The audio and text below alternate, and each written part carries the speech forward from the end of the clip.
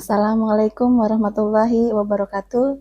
Salam sejahtera buat kita semua. Semoga kita selalu dalam lindungan dan limpahan rahmatnya.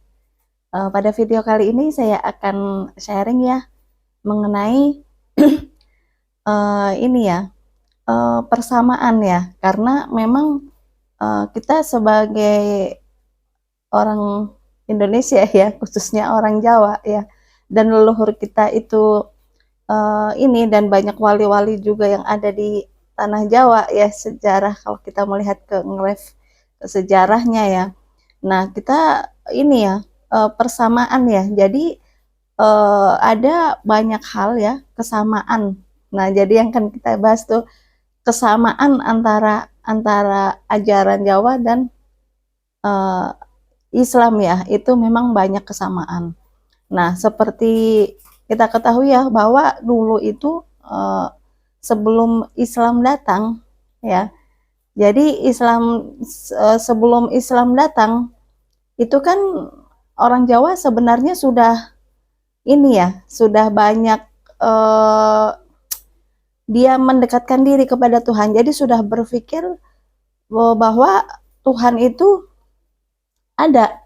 Jadi dengan adanya alam semesta yang terhampar luas ya, dengan adanya ada laut, ada gunung, ada apa hutan gitu kan, ada ya berbagai macam ini ya alam jenis alam semesta gitu kan, ada pohon, ada hewan. Nah, segala sesuatu itu tidak tercipta dengan sendirinya. Maksudnya ya pasti ada yang menciptakan kayak gitu, nggak terjadi dengan sendirinya. Begitupun hewan tumbuhan ada, itu juga nggak terjadi dengan sendirinya, pasti ada yang menciptakan alam semesta yang begitu luasnya. Nah, seperti itu ya. Jadi leluhur kita itu dulu sudah jadi keyakinannya, meskipun mungkin saat itu zaman dulu sekali ya, waktu mungkin sebelum Rasulullah Nabi Muhammad dilahirkan, sebelum dakwah ke penjuru dunia, nah gitu kan, ke seluruh dunia. Nah, itu di tanah Jawa itu sudah ada ajaran-ajaran yang dari leluhur kita itu, bahwa orang-orang zaman dulu itu sudah berusaha untuk mencari Tuhan, menemukan. Nah, gitu kan, melalui caranya, ada caranya tersendiri. Jadi leluhur kita itu dulu udah sampai pemikirannya bahwa alam semesta yang uh, terbentang luas, yang penuh dengan beraneka ragam uh, uh, hewan isinya ya, ada hewan, ada tumbuhan, ada hutan, ada sungai, ada lautan, ada pegunungan gitu kan, ada danau yang begitu banyak, beraneka ragam makhluk hidup yang ada di dalamnya gitu kan, yang begitu indahnya. Nah, itu tidak mungkin ada dengan sendirinya tanpa ada yang menciptakan, ya kan, alam semesta ya. Begitupun kita manusia, manusia juga ada yang menciptakan, nggak mungkin tiba-tiba ada gitu kan. Nah, yang menciptakan itu adalah Tuhan, karena waktu zaman dulu itu belum ada ini ya, belum tahu bahwa Tuhan itu mempunyai nama Allah gitu kan, di dalam Al-Quran kan dijelaskan seperti itu. Maka mereka ini menemukan ya dengan namanya bahwa Tuhan itu mengilustrasikan ya cara apa mempunyai pemahaman atau keyakinan bahwa Tuhan itu tunggal, esa, satu. Ini sebelum Islam datang ya, orang-orang leluhur kita udah punya keyakinan seperti itu, bahwa Tuhan itu ada. Buktinya dengan adanya alam semesta, kehidupan yang ada di dalam alam semesta itu merupakan suatu bukti bahwa Tuhan itu ada.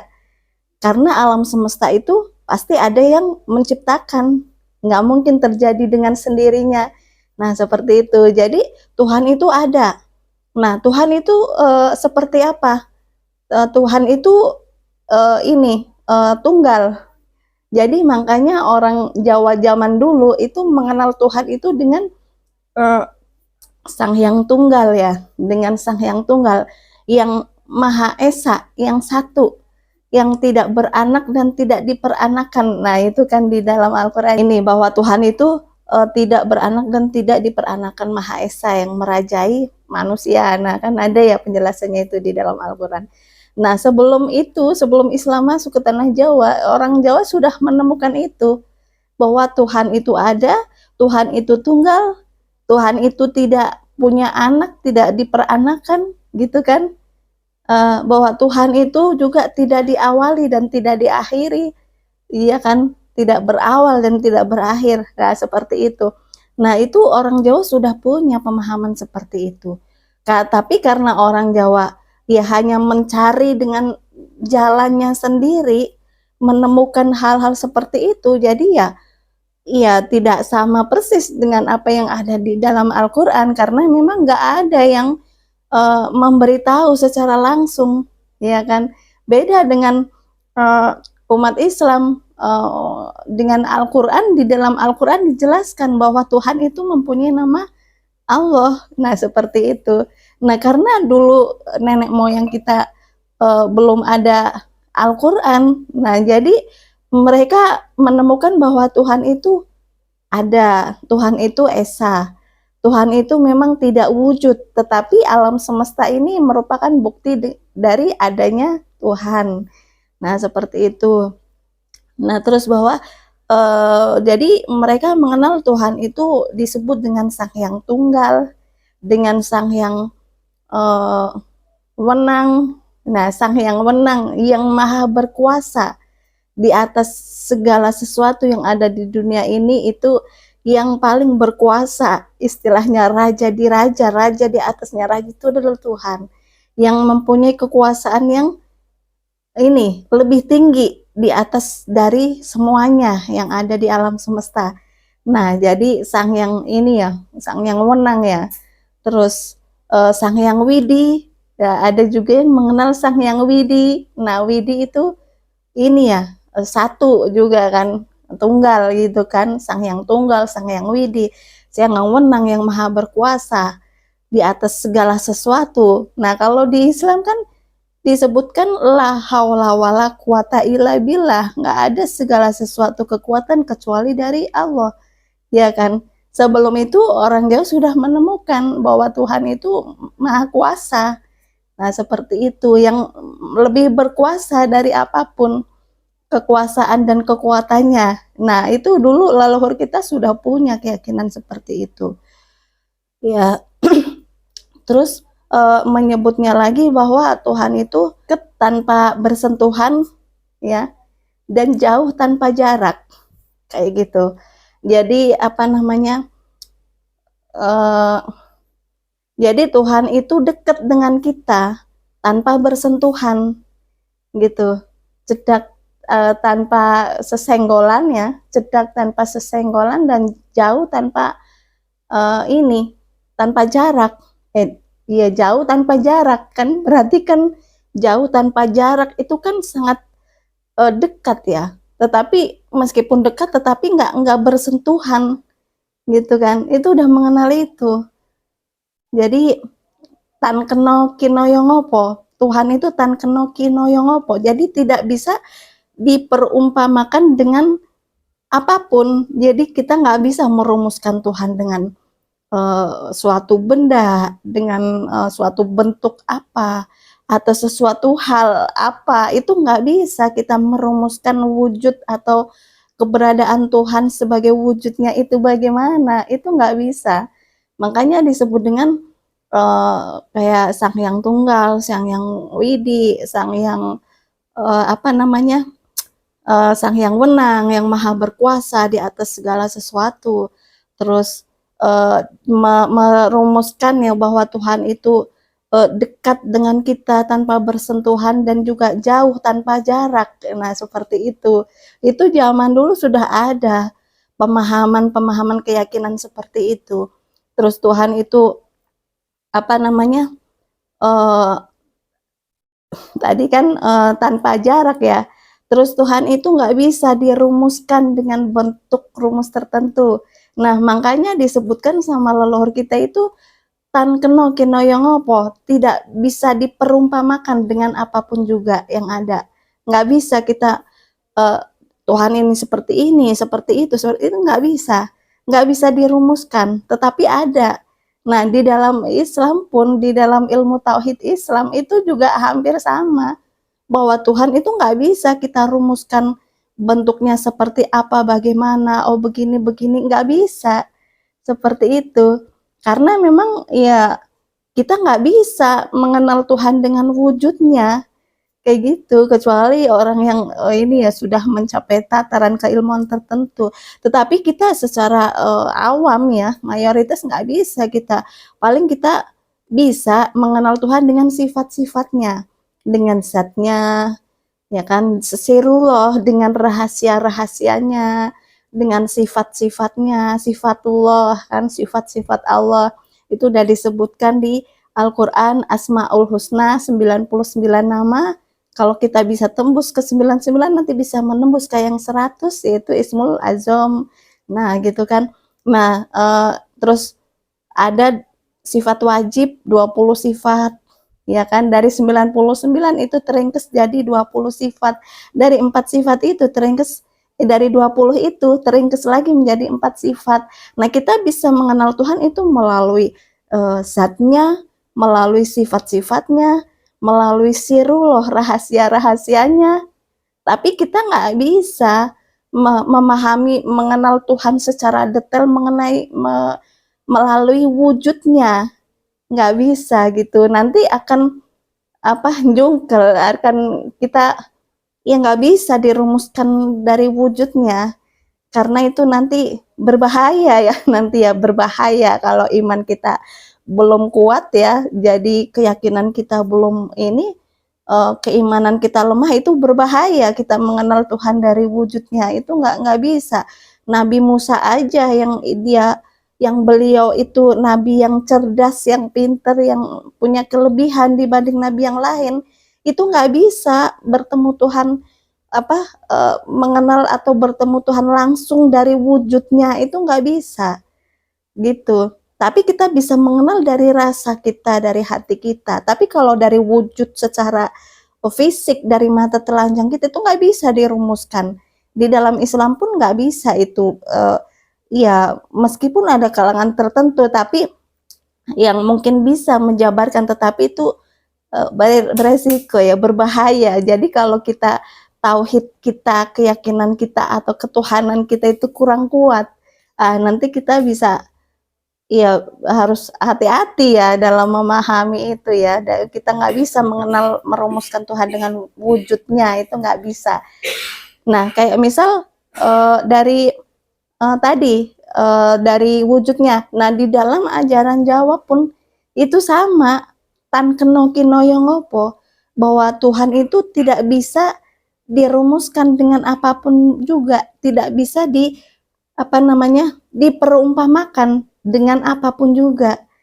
Tapi kita bisa mengenal Tuhan itu ada, kita dengan ciptaannya, dengan adanya manusia, dengan adanya alam semesta, dengan adanya hewan, berbagai macam hewan, tumbuh-tumbuhan, ya alam semesta yang terhampar luas di ini ya, di jagat raya ya, kayak galaksi di angkasa, itu juga sistem galaksi di ruang angkasa. Nah, manusia akan mempelajari itu nggak mungkin ada dengan sendirinya tanpa Tuhan, yang tanpa ada yang menciptakan.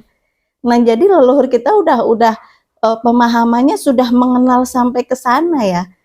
Jadi sebelum Islam masuk ke tanah Jawa pun leluhur kita sudah mempunyai keyakinan ketuhanan ya, ketauhidan, mengenal, belajar mengenal Tuhan gitu secara ya secara maksimal tentunya ya, karena memang nggak ada yang mengasih tahu nama Tuhan itu siapa, yang mengasih tahu bahwa Tuhan itu namanya Allah, kan itu ada di dalam Al-Quran. Allah menjelaskan sendiri bahwa namanya itu adalah Allah dan mempunyai 99 sifat-sifat Asmaul Husna. Itu kan Allah menjelaskan sendiri kan di dalam Al-Qur'an, ya berfirman ya di dalam Al-Qur'an, dan itu banyak.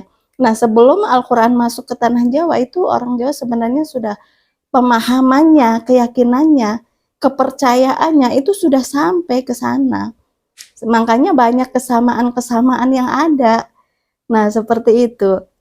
Sudah menemukan Tuhan sebenarnya leluhur kita, tapi dengan persepsinya sendiri, karena memang nggak ada yang mengasih tahu berupa Al-Quran, memberikan petunjuk begini-begini itu belum ada waktu zaman dulu ya.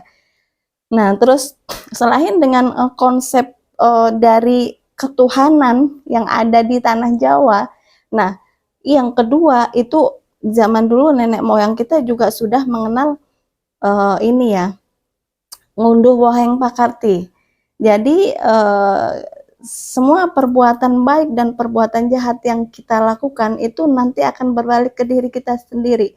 Kalau tidak ya ke keturunan kita. Kalau kita nggak memetik hasilnya nih, nanti anak keturunan kita yang memetik hasilnya, baik itu hal yang positif ataupun hal yang negatif.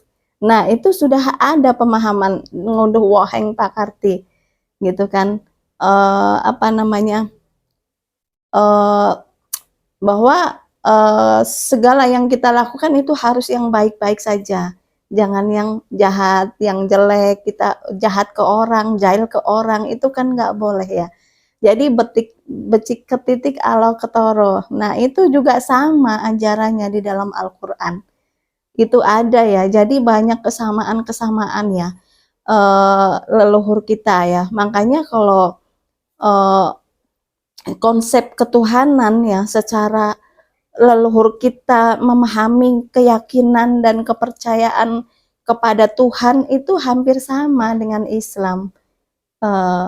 Meskipun ya mencari pemahaman mengenai Tuhan ya dengan caranya sendiri ya semaksimal mungkin, tapi sudah bisa menemukan bahwa Tuhan itu ada, Tuhan itu maha tunggal, sang hyang tunggal, Tuhan itu sang hyang wenang, Tuhan itu sang hyang widi.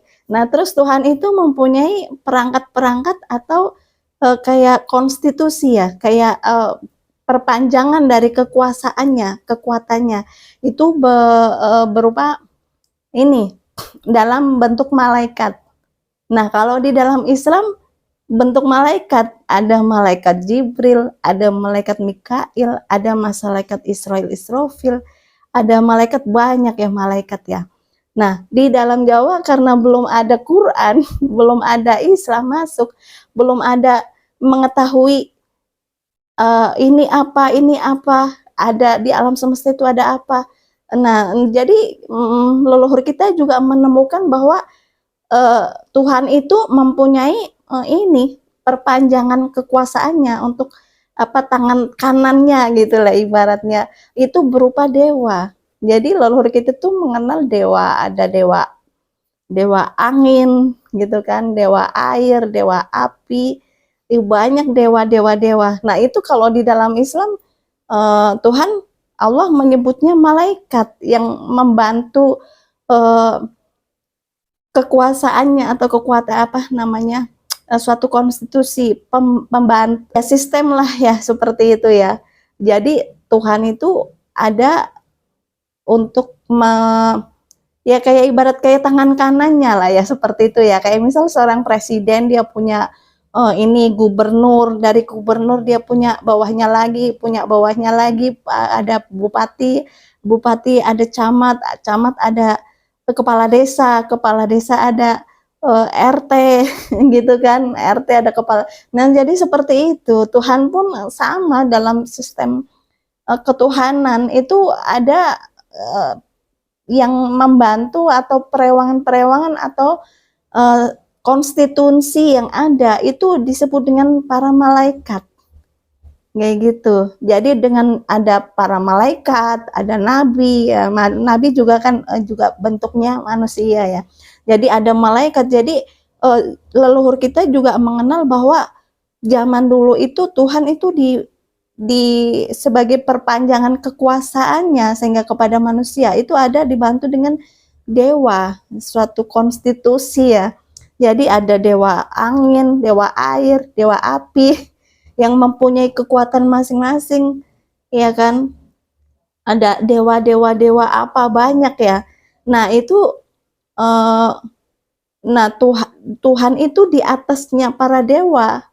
Jadi rajanya para dewa itu pada pemahaman keyakinan leluhur kita itu sudah sampai ke situ. Kayak gitu ya. Jadi memang hampir sama kayak ngunduh woheng pakarti ya. Apa yang kita lakukan kebaikan kejahatan nanti akan berbalik ke diri sendiri, itu juga di Quran dijelaskan juga. Sebelum ayat itu turun ya, Quran itu ada, itu orang Jawa sudah mengenal ngunduh woheng pakarti. Seperti itu. Jadi kita harus ini ya, bersyukur ya. Jadi orang Jawa itu jangan hilang Jawanya ya. Bukan berarti kita jadi orang Jawa terus keluar Islamnya ya. Terus kita jadi orang Islam harus keluar Jawanya gitu kan. Enggak seperti itu, karena itu ini kayak selaras gitu loh, searah, sejalan antara Islam sama Jawa.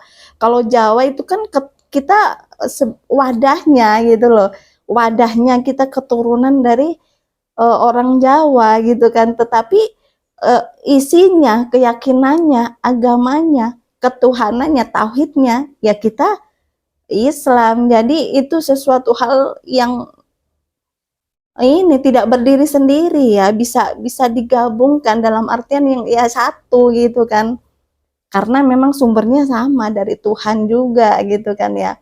Nah jadi ya banyak ya kesamaan-kesamaan antara Jawa dan Islam, jadi itu bukan sesuatu hal yang terpisah dan bukan kontroversi yang bertentangan ya. Ajaran-ajarannya pun ya hampir sama, banyak kesamaan-kesamaannya. Jawa itu mengajarkan budi pekerti yang luhur, kita berbakti ke orang tua, menghargai orang lain, menghargai alam semesta, kita berbuat baik ke siapapun, semuanya makhluk ciptaan Tuhan. Nah, di Islam pun sama. Di Islam ada, Islam itu Al-Quran Islam sebagai rahmatan lil alamin, rahmat bagi seluruh alam. Ya kan? Nah, di Jawa sebelum Islam ada, juga sudah ada memayu hayuning bawono, menjaga kelestarian alam, menjaga ke keharmonisan, kesinambungan kehidupan yang harmonis ya, sesama manusia juga manusia dengan alam, kesinambungan, keseimbangan, kelestarian alam, memayu hayuning bawono. Nah, itu sudah ada ajaran Jawa yang seperti itu. Kalau di Islam kan rahmatan lil alamin, rahmat bagi seluruh alam. Kalau di Jawa memayu hayuning bawono, itu pengertiannya itu hampir sama. Kita harus bersyukur ya, kita dilahirkan di tanah Jawa ya, juga kita beragama Islam. Jadi meski Jawa itu kan luarnya, Jawa itu kan bukan agama kayak gitu. Jadi orangnya, keturunannya, leluhurnya tanah Jawa, dari tanah Jawa, tetapi agama keyakinannya itu Islam gitu. Jadi antara Jawa dan Islam tuh bukan sesuatu hal yang harus terpisah ya. Justru itu banyak kesamaan, kemiripan, dan ajarannya pun ya sama, mengajarkan kebaikan, ada karma, ada dharma, ya kan, ada pahala, ada dosa, ya kan, sama, bahwa konsep ketuhanannya pun ya hampir sama dengan Islam ya sebenarnya. Nah, terus waktu itu juga Islam datang, itu waktu sekitar kan Nabi Muhammad kan mulai dakwah ya, mulai dakwah itu kan sekitar tahun 600-an. Itu mulai menyebarkan ini, akan menerima wahyu dari Allah ya, dikumpulkan dalam bentuk mazhab Al-Quran kan dulu bentuk mazhab lembaran-lembaran. Sebelum dicetak jadi Al-Quran berupa lembaran-lembaran. Nah itu kan Rasulullah itu mengutus para sahabatnya, pengikutnya atau ulama-ulama ya yang dekat dengan Rasulullah itu, mengirimnya ke penjuru dunia dalam rangka untuk dakwah. Ada yang dikirim kayak ke Eropa sebagai ini ya, berupa panglima perang, yang dikirimnya itu panglima perang. gitu kan, ke Eropa, ke Tiongkok, itu panglima perang juga, ya kan, ke negara-negara Jerman, kemana, itu ada utusan-utusan dari Rasulullah yang diperintahkan untuk berdakwah. Nah, saat itu yang ke Tanah Jawa ada juga. Waktu itu kan tahun 600-an itu Mataram sudah ada. Mataram itu tahun 500. Kerajaan Mataram. Jadi Singosari Mataram itu sudah ada kerajaan Singosari waktu itu Hindu-Buddha. Agamanya ya, agama resmi negara kerajaan itu Hindu-Buddha. Itu Islam masuk pada zaman itu. Jadi bukan dibawa oleh Wali Songo ya. Jadi jauh sebelum Wali Songo ada, itu Islam sudah masuk ke tanah Jawa di zaman Rasulullah.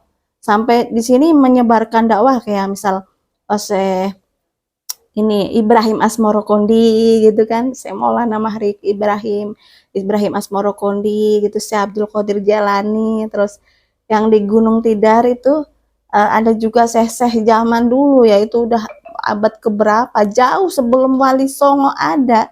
Islam itu sudah masuk ke tanah Jawa sebenarnya ya, seperti itu kalau kita melihat ke sejarah yang sebenarnya. Nah, jadi dari Rasulullah menyebarkan ajaran, cuma di tanah Jawa waktu menyebarkan utusan ke tanah Jawa itu syariat belum turun saat itu. Jadi yang diajarkan ya sebelum Rasulullah itu bersyariat, beliau itu bertauhid dulu.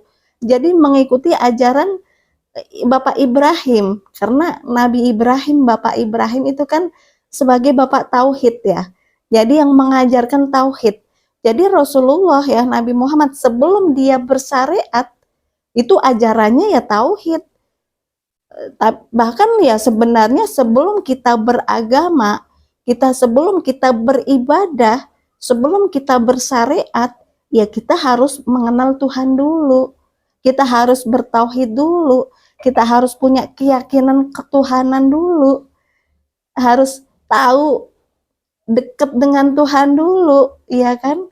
Seperti itu. Nah, jadi ajarannya waktu dulu, waktu generasi pertama tahun 600-an, itu syariat belum diturunkan. Makanya kalau orang-orang Jawa zaman dulu ya sebelum syariat turun, itu ya ajarannya tauhid. Nabi Muhammad mengajarkan syariat itu 13 tahun. Tapi sebelum itu 50 tahun Nabi Muhammad itu beliau mengajarkan tauhid, ketuhanan itu sebagai dasarnya, landasannya. Bahkan di sebenarnya di ilmu makrifat ya, ulama-ulama kalau Islam kan itu kias, ada kias ya. Jadi Al-Qur'an ya, Al-Qur'an, hadis, ijma dan kias. Nah, para ulama terdahulu itu juga sepakat bahwa sebenarnya sebelum kita beragama, sebelum kita beribadah, sebelum kita bersyariat itu kalau bisa ya bermakrifat dulu. Kita mengenal Tuhan dulu, kita bertauhid dulu, kita mempelajari, memahami tentang konsep ketuhanan dulu, supaya kita tahu, kita kenal, kita yakin. Ya, ibaratnya kita harus bertauhid dulu, baru kita bersyariat. Nah, tetapi terkadang sekarang terbalik ya. Jadi ya syariat dulu, nanti ya makrifatnya belakangan. Nah, seperti itu. Jadi kita sebenarnya mengenal Tuhan itu penting ya. Kita bermakrifat mengenal Tuhan itu lebih penting dari 1000 rakaat kita sholat. Nah, seperti itu. Jadi sholat juga tujuannya untuk kita mengenal Tuhan. Nah, seperti itu ya. Jadi diusahakan ya kita ini ya, belajarlah ilmu-ilmu makrifat ya, supaya kita mengenal Tuhan dengan baik, dengan benar, dengan sesuai tuntunan yang ada ya, seperti itu. Tauhid, jadi mengikuti ajaran Bapak Ibrahim, Bapak Tauhid kita. Nah, jadi makanya karena syariat itu belum diajarkan, yang belakangan, nah yang disuruh utusan dari Rasulullah ke tanah Jawa, hidup di sini, punya anak di sini, meninggal di sini, sampai meninggalnya di tanah Jawa, itu juga syariatnya ini belum nyampe seperti itu. Jadi makanya orang-orang zaman dulu kadang keyakinannya kuat, tauhidnya kuat, tetapi syariatnya ya kurang ya mungkin ya zaman dulu. Tetapi kalau zaman sekarang ya enggak ya, antara syariat dan tauhid itu harus, dan makrifat itu ya harus harus sama-sama kuat. Nah, seperti itu. Nggak boleh salah satunya. Kita beribadah secara fisik saja, batinnya tidak diolah, itu juga kurang bagus. Kita beribadah batin, tapi secara syariatnya nggak dijalankan, itu juga kurang bagus. Jadi dua-duanya ya, secara lahir dan secara batin, secara syariat dan secara hakikatnya, makrifat, harus kita sama-sama jalankan semuanya, seperti itu ya. Nah, jadi kayak gitu ya, sebelum Islam masuk ke tanah Jawa, leluhur kita sebenarnya sudah mengenal konsep ketuhanan. Jadi banyaklah kesamaan-kesamaan. Jadi jadilah kita orang Jawa yang beragama Islam. Ya, untuk kita jadi orang Jawa nggak harus kita keluar dari Islam, dan untuk kita jadi orang Islam nggak harus kita keluar membuang Jawa kita. Makanya ramalan Joyoboyo itu ya, orang Jawa kari separo, yaitu udah banyak hal-hal yang hilang gitu dari orang Jawa, seperti itu ya. Jadi ya kita harus memahami segala sesuatunya itu dengan ini ya, dengan pengertian yang luas ya. Jadi nggak sempit ya. Jadi ya semuanya baiklah, kayak misal harus menghargai leluhur-leluhur kita di tanah Jawa, karena kita itu ya harus bersyukur kita dilahirkan sebagai keturunan orang Jawa, dan juga kita berkeyakinan beragama Islam, karena Islam itu memang agama yang sempurna, yang diridhoi Allah. Memang antara Islam ini, maaf ya bagi saudara kita di luar ya, kayak misal yang Katolik, Nasrani, Kristen. Kristen itu juga kan banyak juga, ada Kristen Ortodoks, ada Kristen Protestan, ada Katolik, itu banyak ya. Nah, itu sebenarnya sumbernya sama. Sumbernya sama. Kitab sucinya pun, Injil juga diturunkan, Islam juga harus mengakui adanya Injil. Kalau mengakui kita beriman, ya kita harus beriman juga kepada kitab suci yang diturunkan. Bahwa Allah itu menurunkan banyak kitab suci. Dari banyak kitab suci itu, ya, dari banyak kitab suci itu dikumpulkanlah, diringkes menjadi 104 kitab suci di alam semesta. Dari 104 kitab suci itu diringkes lagi menjadi 4 kitab suci, ya, yaitu Zabur, Taurat, Injil, dan Al-Quran. Dari 4 kitab suci yang ada, dari Zabur, Injil, Taurat, Al-Quran, itu teringkes lagi dalam satu kitab suci berupa Al-Quran.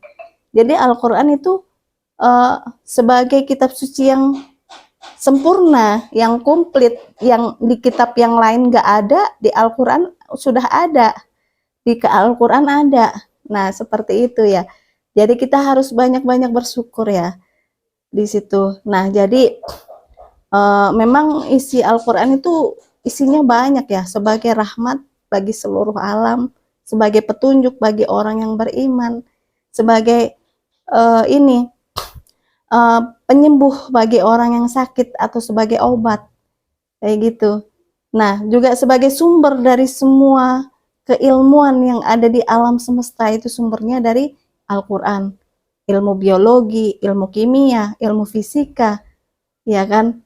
Ilmu-ilmu kebatinan, ilmu mengenai karomah, mengenai segala sesuatu kehidupan kita, solusi-solusi kehidupan kita itu juga ada di dalam Al-Quran semua.